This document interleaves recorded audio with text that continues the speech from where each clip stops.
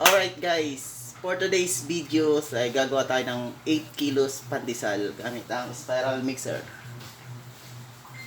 May mga nakapahanda na ako doon na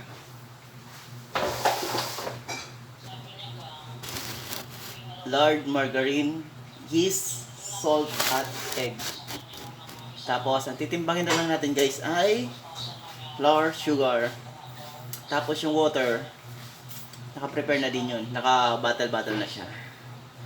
Syempre, bago tayo mag-umpisang gumawa ng tinapay ay nagugas na ako ng kamay. Syempre, importante yun.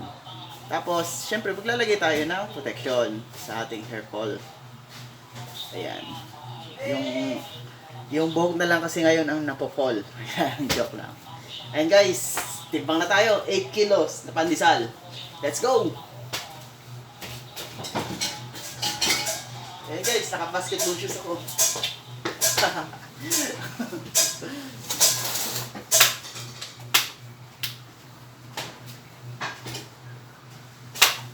Ayan mga idol, wala tong cut.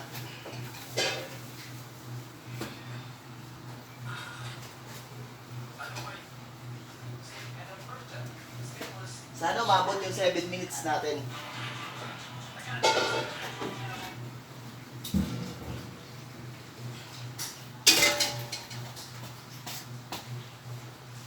Medyo bumaba na yung pandesal natin mga idol. Dati 10 kilo eh.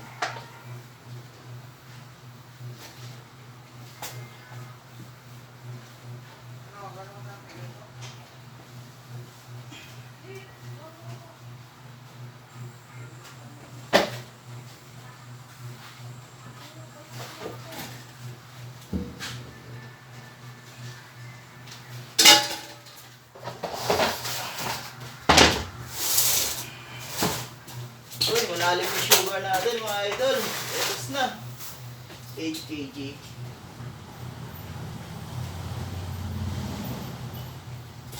Right.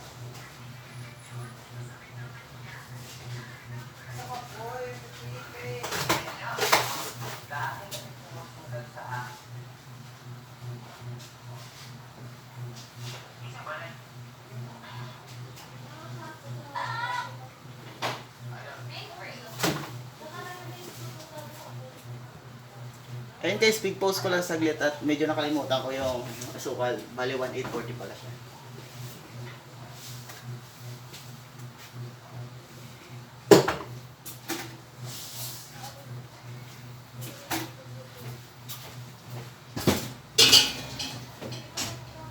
Ito na yung salt at saka yeast. Egg. Lagyan na natin lahat guys. Isaan lang. Lard, margarine. 400.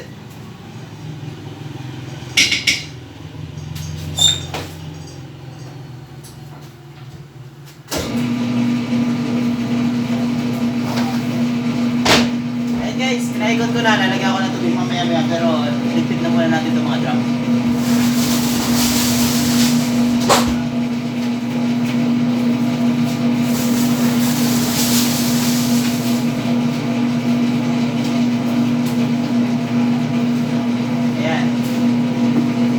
Guys, habang umiikot yung mixer, lagyan na natin yung tubig.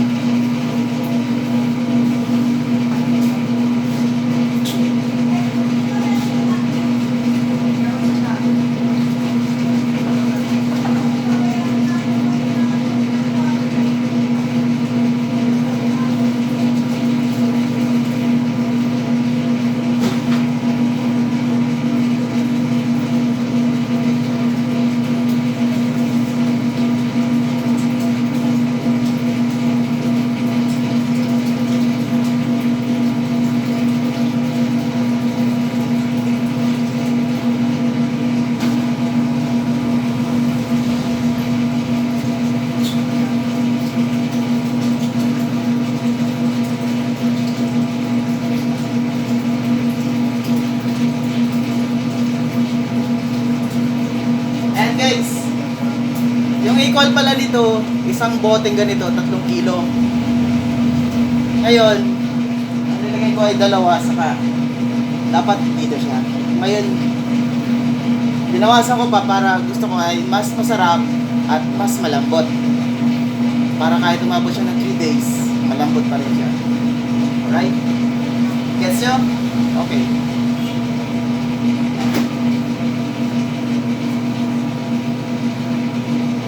Ayan guys, medyo matagal-tagal yan. Siguro mga less than 10 minutes.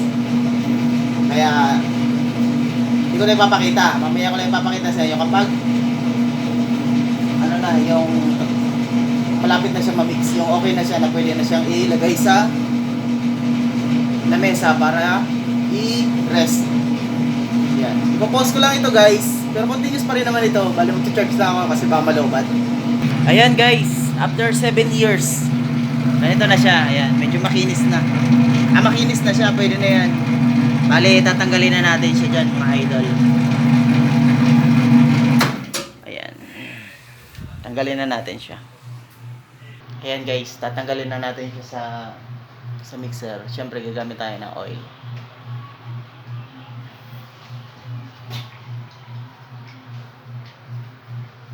At saka ito. Ayan guys, gaya na sinasabi ko kanina, malinis yung kamay ko Hugas ako ng kamay.